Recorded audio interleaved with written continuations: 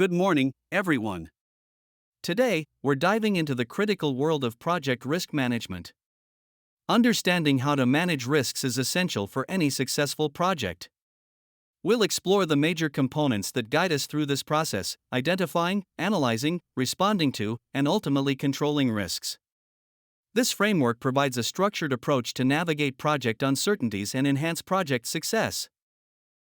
Let's start by understanding the very nature of risk. Projects, by their very definition, involve uncertainty, and risks are an inherent part of that.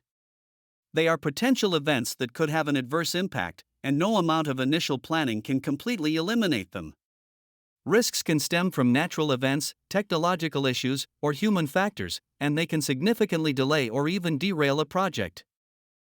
So, what exactly is risk management? It's a structured approach to handling uncertainty.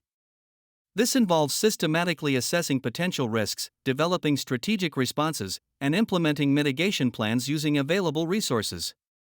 It's important to distinguish this from traditional risk management, which often focuses on physical or legal risks. Our focus here is on managing project-specific uncertainties throughout the entire project lifecycle.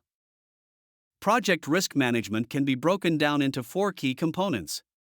First, we identify as many potential sources of risk as possible, essentially, what could go wrong.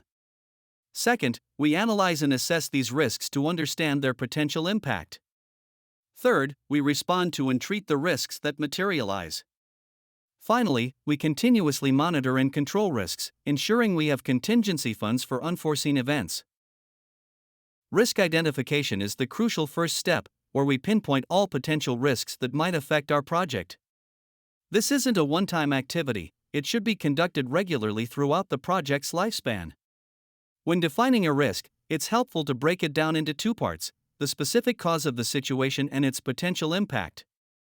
For example, a vendor missing a deadline could cause the budget to be exceeded. There are several effective methods we can use to identify risks. These include scenario-based identification, where we imagine different future situations, and objectives-based identification, which focuses on threats to our project goals. Other techniques involve ratio or range analysis, probability analysis, and taxonomy-based approaches. We can also use common risk checking in various hybrid analysis methods to ensure comprehensive coverage. Once identified, risks need to be assessed and quantified.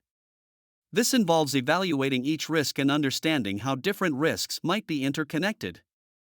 We use a simple formula: risk equals the rate of occurrence multiplied by the impact of the event.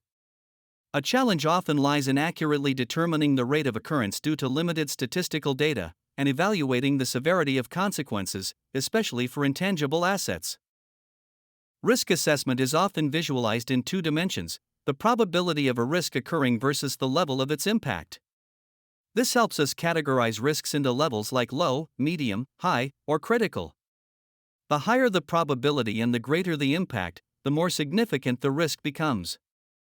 This matrix provides a clear way to prioritize our attention and resources towards the most critical threats. After assessing risks, we move to developing appropriate responses and treatments. There are four main strategies: avoidance, where we eliminate the risk entirely; reduction, where we mitigate its impact or likelihood; retention, where we accept the risk if it's minor; and transfer, where we shift responsibility to another party.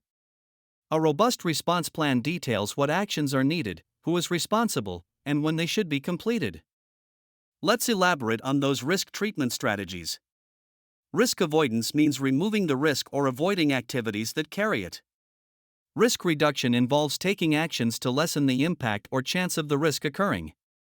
Risk retention means accepting the loss when it occurs, usually because the risk is too small to warrant extensive action. Finally, risk transfer involves shifting the risk to another party, often through contracts or insurance.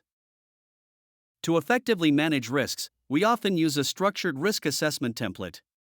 This typically involves a matrix that plots the likelihood of a risk against its potential consequences. Likelihood can range from rare to almost certain, while consequences can range from insignificant to catastrophic. This helps us determine an overall risk level, be it low, moderate, high, or extreme, guiding our response priorities. A critical part of risk management is having a contingency plan. This is an alternative plan activated if a foreseen risk event actually occurs. It involves proactive steps to mitigate negative impacts. We evaluate various remedies beforehand and select the best course of action. Like any plan, it defines what, where, when, and how much action is needed, with clear conditions for activation, documented and shared with all affected parties. Finally, risk management is an ongoing process of monitoring and control. This means continually tracking identified risks, holding regular review meetings, and diligently following our planned mitigation methods. We should always strive to avoid risks when possible. It's essential to regularly review and evaluate our plans, updating our risk analysis results and management strategies periodically to adapt to changing project conditions.